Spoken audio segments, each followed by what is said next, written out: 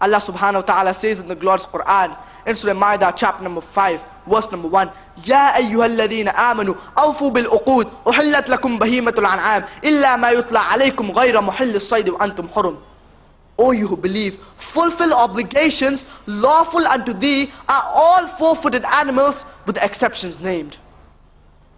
And it's mentioned in Surah Nahl chapter number 16, verse number 5, وَالْأَنْعَامَ خَلَقَهَا لَكُمْ فِيهَا دِفْعٌ وَمَنَافِعُ وَمِنْهَا تَأْكُلُونَ. And the cattle he created that ye derive warm, and out of their meat ye eat. Allah subhanahu wa ta'ala says in the glorious Quran, in Surah Mu'minun chapter number 23, verse number 21, وَإِنَّ لَكُمْ فِي الْأَنْعَامِ لَعِبْرَةً نُسْقِيكُم مِّمَّا فِي بُطُونِهَا وَلَكُمْ فِيهَا مَنَافِعُ كَثِيرَةٌ وَمِنْهَا تَأْكُلُونَ. And the cattle he created an excellent example. We produce milk from them, and out of their meat ye eat. So since Allah subhanahu wa ta'ala has given us permission to have non-vegetarian food, why should we not have it? Let's analyze what are the logical and scientific reasons why Islam permits a Muslim from having non-vegetarian food. If we analyze non-vegetarian food, it contains proteins and amino acids and vitamins.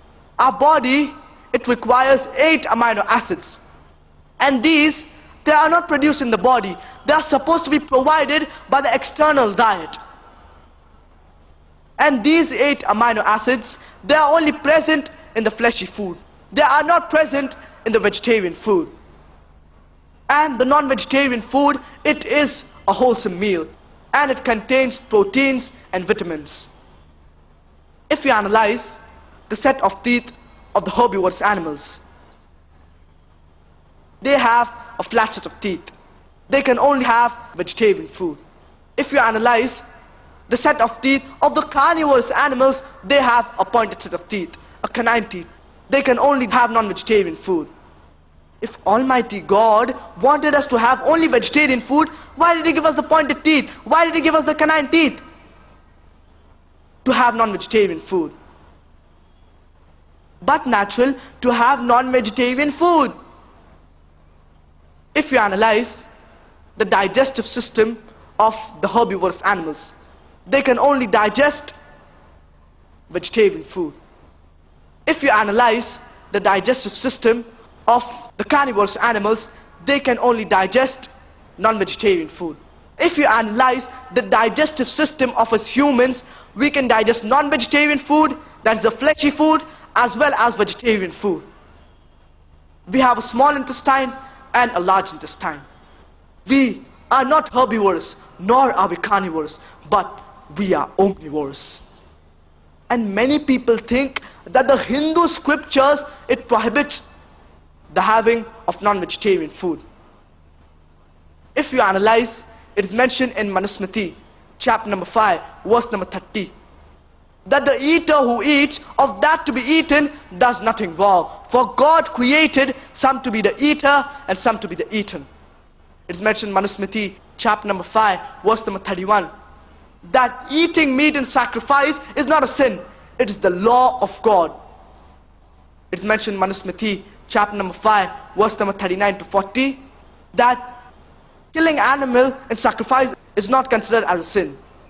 And it is mentioned in Mahabharata, Anushasana Parv, chapter number 88, the 5 brothers, that is the Pandavas, the eldest brother Yudhishthira, he asked Bhishma that what things shall I give in sacrifice in yagna which will satisfy the ancestors.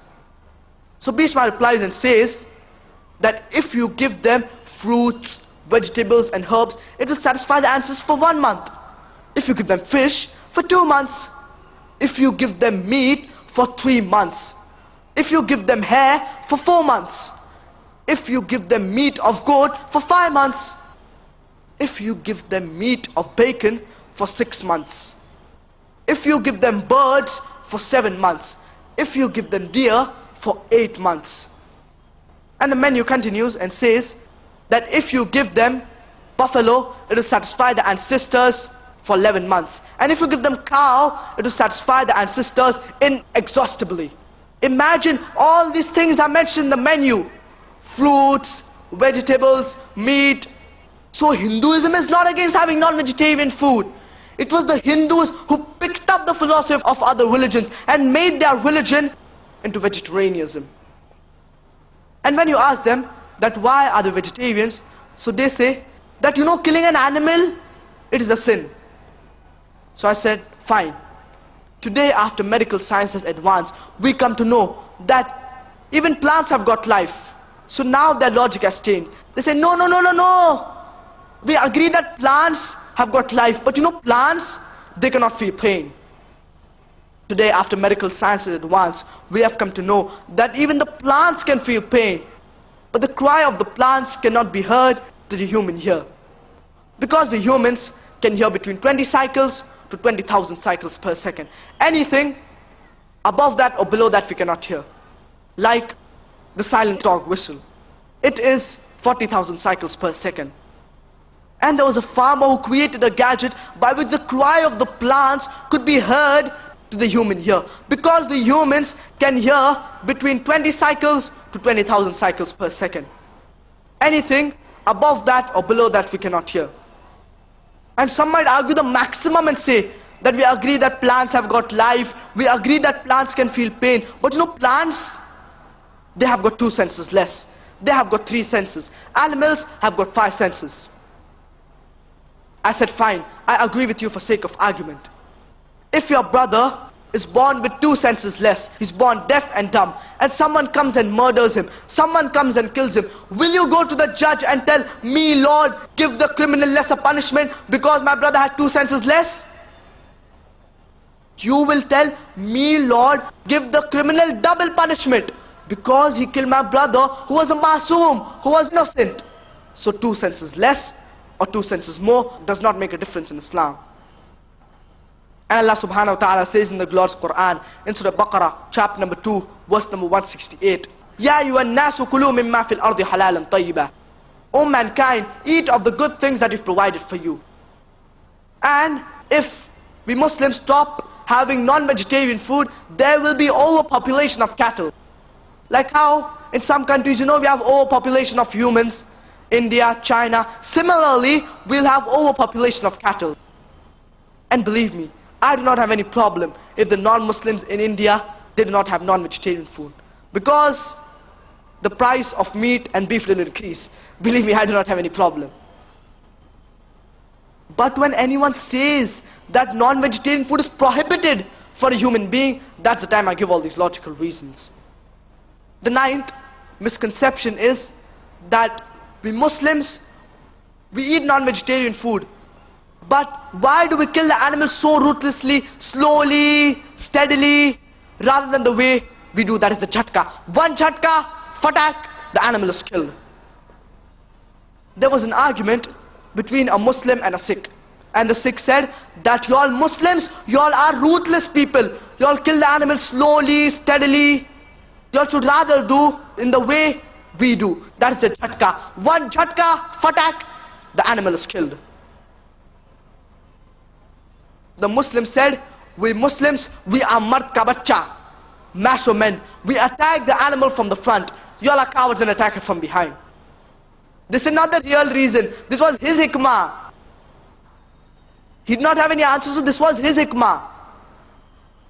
The Islamic mode of slaughtering is known as zabiha. It is done with a sharp object, that is a knife, and we cut the throat, windpipe and blood vessels without cutting the spinal cord. Because there can be a cardiac arrest, stagnating the blood in the blood vessels. And the meat that is cut in the Islamic way, it remains fresh for a longer time than the other methods of slaughtering. Many people say that the animal, it dies a painful death. The animal rather dies a painless death. But in the jhatka method, the animal dies after hours together. In the Islamic mode of slaughtering, the animal kicks, withers and shakes, not due to pain, but due to the flow of the blood out of the body. So the Islamic mode of slaughtering is the best, the most humane, and scientifically also the best.